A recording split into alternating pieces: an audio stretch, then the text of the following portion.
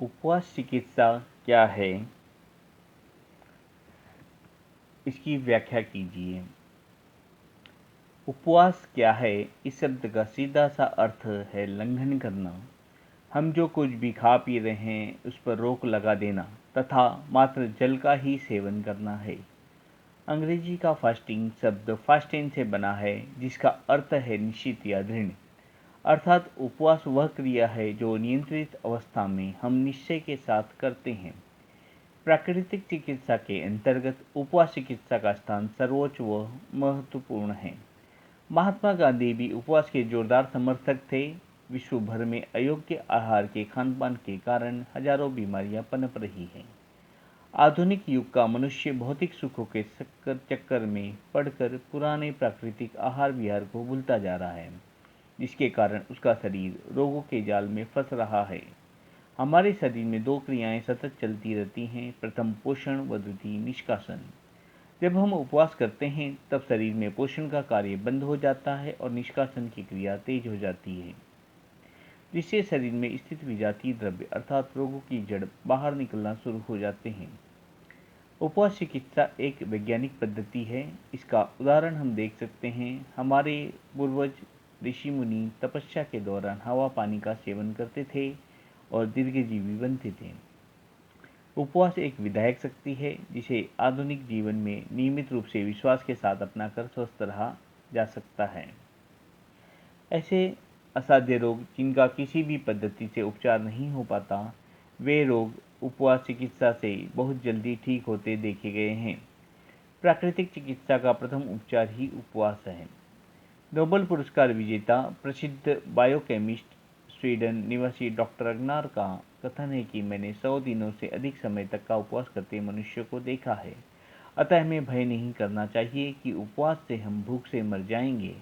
उपवास का इतिहास बहुत पुराना है। बाइबिल में भी इसका वर्णन मिलता है। ग्रीक व मिस्र में प्राचीन काल से ही उपवास से जीवन रक्षा में लिखा है कि उपवास चिकित्सा प्रणाली मुख्य प्राणियों तक की सीमित नहीं है। कोई मूर्ख ही होगा जो बुखार, दर्द, अतड़ियों के अवरोध में उपवास रूपी नैसर्गिक मार्ग की अवहेलना करता होगा। उक्त रोगों में उपवास ही सबसे अधिक लाभ पहुंचाता है। भूखमरी और उपवास में अंतर बताइए। प्रश्न: भूखमरी एवं उपवास में अंतर बताइए। उपवास एवं भूखमरी दोनों एक दूसरे के विपरीत हैं। उपवास मन से किया जाता है, जबकि भूखमरी में भोजन का अभाव रहता है। अक्सर यह प्राकृतिक भू आपदाओं के कारण होती है। उपवास से शरीर रोग मुक्त होता है, जबकि भूखमरी में शरीर कमजोर होकर रोग युक्त हो जाता है। उपवास रक्षक है और भूखमरी प्राणघातक। जहाँ उपवास का अंत होता है, वहाँ भूखमरी शुरू होती है। उपवास से मानसिक शांति और शारीरिक स्वास्थ्य प्राप्त होता है, जबकि भूखमरी से मानसिक अशांति प्राप्त होती है। भोजन बंद कर देने पर जब शरीर अपने विजातीय द्रव्य को खाता है तो उस काल को उपवास कहते हैं, लेकिन जब शरीर अपने आप को खाने लगता है तब उसे भूखमरी कहते हैं। उपवास काल की दिनचर्या क्या होनी चाहिए? उपवास का उद्देश्य शरीर को रोग मुक्त करना है। इस उद्देश्य को ध्यान में रखते हुए उपवास काल में दिनचर्या को ध्यान रखना चाहिए। उपवास द्वारा शरीर मन और आत्मा तीनों को विश्राम मिलता है। अतः उपवास काल में पूर्ण आत्मविश्वास और दृढ़ता के साथ निम्न नियमों का पालन करना चाहिए। पहला, भरपूर जल सेवन करें। जल एक साथ अधिक मात्रा में न पीकर थोड़ा थोड़ा कई बार में पिएं। अधिक पानी पीने से शरीर के विष पानी में घुलकर शरीर से बाहर निकल जाते हैं। दूसरा, स्वच्छ व खुले वातावरण में रहना चाहिए। वह गहरी सांस लेनी चाहिए। तीसरा, उपवास काल में मौन रहकर विश्राम करना चाहिए। किसी भी तरह का शारीरिक श्रम नहीं करना चाहिए। चौथा, उपवास काल में एनिमा लेते रहना चाहिए। पांचवा, उपवास काल में ठंडा गर्म कटी स्नान व पेड़ों का गर्म ठंडा सेक कर लेना चाहिए। छठा, उपवास काल में जल के अतिरिक्त कुछ भी नहीं लेना चाहिए। सातवां, उपवास काल में स्वास्थ्यवर्धक व उपवास से लाभ संबंधित पुस्तकें पढ़ें। आठवां, उपवास काल में सदा प्रसन्न रहें, क्रोध न करें। नौवां, उपवास काल में भोजन न देखें, न विचार करें। उपवास काल में सकारात्मक सोच रखें। प्रश्न, उपवास काल में उबाड़ों की चिकित्सा के विषय में बताइए। उपवास काल में शरीर में स्थित मल के वेग पूर्वक शरीर से बाहर निकलने को उबाड़ कहते हैं। इनसे घबराना नहीं चाहिए। इन्हें प्राकृतिक उपचार द्वारा ही नियंत्रित करना चाहिए। कभी कभी उबाड़ आने पर चिकित्सक भी घबरा जाते हैं, जिसे देखकर रोगी और अधिक परेशान हो जाता है और दवाओं का सहारा ले लेता है। ऐसे में चिकित्सक को भी धैर्य रखकर रोगी के रोग को प्राकृतिक उपचार द्वारा ठीक करने का प्रयत्न करना चाहिए।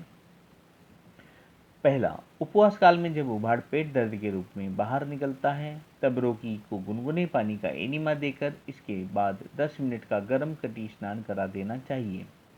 दूसरा, जब उबाड़ सिर दर्द के रूप में हो, तब सिर की मालिश गाय के घी से करें व माथे पर मिट्टी की पट्टी लगभग 20 से 30 मिनट रखें। तीसरा, चर्म रोग के रूप में उबाड़ आने पर सर्वांग मिट्टी लेप 15-20 मिनट कराएं या गौमूत्र उपलब्ध हो तो उसका शरीर पर लेप करके 30 मिनट सुखाएं। तत्पश्चात स्नान कर लें। चौथा, उपवास काल में शरीर के विजातीय द्रव्य उल्टी के रूप में बाहर निकल सकते हैं। ऐसी स्थिति में कुंजल क्रिया कराकर अमाशय की सफाई करा देनी चाहिए। इससे एकत्रित हुआ पित्त आसानी से बाहर निकल आता है। कभी कभी इस प्रयोग से उल्टी, बेचैनी या घबराहट में आराम न मिले तो आधा चम्मच शहद, पाव नींबू का रस, पाव कप पानी में मिलाकर 1-1 घंटे बाद पिलाना चाहिए। इससे बहुत जल्दी आराम मिलता है। पांचवा, उपवास काल में जब उबाड़ बुखार के रूप में आए तो ऐसे रोगी की पूर्ण विश्राम कराते हुए नीम के गुनगुने पानी का एनिमा देकर स्पंज बाथ या गर्म पाद स्नान करा देना चाहिए। दोपहर के समय पेट व माथे पर ठंडे पानी की पट्टी भी रखनी चाहिए, जिससे ज्वर बहुत जल्दी ठीक हो जाता है। उपवास का हमारे शरीर पर क्या प्रभाव पड़ता है? उपवास करते समय किन किन सावधानियों का ध्यान रखना चाहिए? उपवास का हमारे शरीर पर क्या प्रभाव पड़ता है? उपवास करते समय किन किन सावधानियों का ध्यान रखना चाहिए? उत्तर, प्राकृतिक चिकित्सा में उपवास पर इतना जोर दिया जाता है कि वह निरर्थक नहीं है। अमेरिका के प्रसिद्ध प्राकृतिक चिकित्सक डॉक्टर अर्नाल्ड इहरेट ने अपने प्रयोग के आधार पर सिद्ध कर दिखाया कि उपवास काल में शरीर के घाव व चोट बहुत तेजी से ठीक होते हैं। शरीर में तीव्र रोग आने पर उपवास द्वारा उन्हें ठीक किया जा सकता है। बुखार, सर्दी, जुकाम, दस्त, खसरा आदि को भी उपवास द्वारा ठीक किया जा सकता है। उपवास से त्वचा की कोमलता बनी रहती है। सांस पहले की अपेक्षा सरलता से चलती है। उपवास शरीर को चुस्ती, फुर्ती व ताजगी देता है। उपवास से पेड़ों की सूजन व दर्द गायब हो जाता है। उपवास से रक्त का दबाव कम होकर सामान्य हो जाता है। उपवास से हमारी शरीर की जीवनी शक्ति में वृद्धि होती है, जिससे शरीर के प्रत्येक जीर्ण अंग मजबूत होकर स्वस्थ हो जाते हैं। उपवास करते समय सावधानियां। शारीरिक श्रम बहुत कम कर देना चाहिए।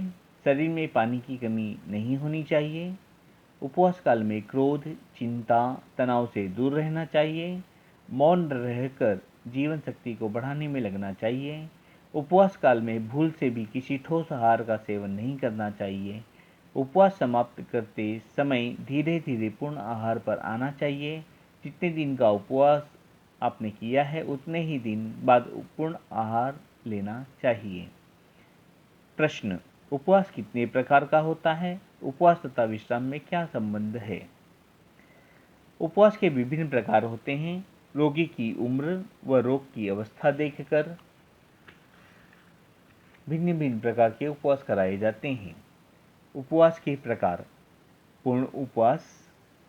पूर्ण उपवास जल के अतिरिक्त अन्य किसी भी खाद्य पदार्थ को ग्रहण न करना पूर्ण उपवास कहलाता है। इस उपवास काल के सभी नियमों व सावधानियों का पालन करना बहुत आवश्यक है। पूर्ण उपवास करने से असाध्य रोग जैसे गठिया, दमा, चर्म रोग, उच्च रक्तचाप आदि पूरी तरह से ठीक हो जाते हैं। प्राकृतिक चिकित्सा की दृष्टि से पूर्ण उपवास को ही सर्वश्रेष्ठ माना जाता है। इस प्रकार उपवास में भरपूर मात्रा में थोड़ी थोड़ी देर में जल का सेवन करना चाहिए। रसोपवास। दूसरा है रसोपवास। इस प्रकार के उपवास में रसदार फलों का रस लिया जाता है। कोई भी ठोस पदार्थ वर्जित होता है। सब्जियों का सूप भी लिया जाता है। यह उपवास उनके लिए भी उपयोगी है जो पूर्ण उपवास नहीं कर सकते। इस उपवास में रस की मात्रा शरीर में जाने से शरीर में स्थित विजातीय द्रव्य मूत्र मार्ग से बाहर निकल आते हैं। रसोपवास मुख्य रूप से उदर एवं चर्म रोगों में बहुत उपयोगी है। एनीमिया रोग में भी लाभकारी होता है रसोपवास। तीसरा है फलोपवास, फल पर उपवास। रसदार फलों पर रहना फलोपवास कहलाता है। इस प्रकार के उपवास में मौसम के ताजे फलों का उपयोग किया जाता है। कमजोर शरीर वाले व्यक्तियों के लिए फलोपवास उपयोगी बनकर स्वास्थ्य लाभ दिलाने में सहायक है।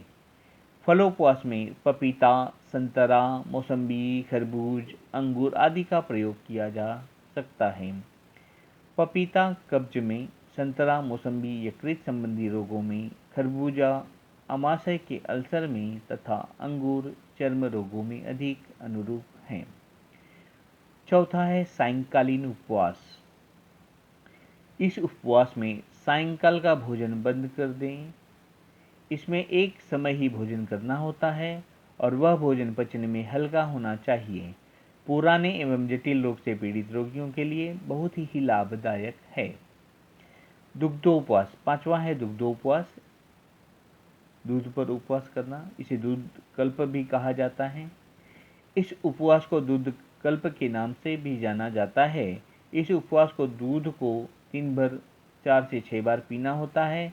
यह उपवास 15 से 20 दिन या उससे भी अधिक चल सकता है। वजन बढ़ाने व कायाकल्प करके प्रत्येक अंग को शक्तिशाली बनाने के लिए उपवास सर्वश्रेष्ठ है। मट्ठोपवास, छठा है मट्ठोपवास।